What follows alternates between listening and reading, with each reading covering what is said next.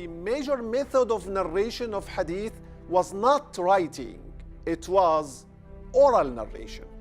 Arabs were excellent in memorization. They excelled in just knowing by heart what is said to them.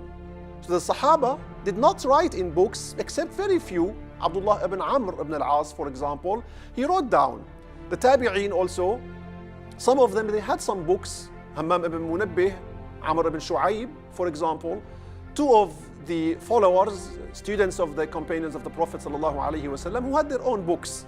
But later on, it was Umar ibn Abdul Aziz, the famous Umayyad Caliph, who issued an order to the scholars of his time to write down the hadith of the Prophet ﷺ.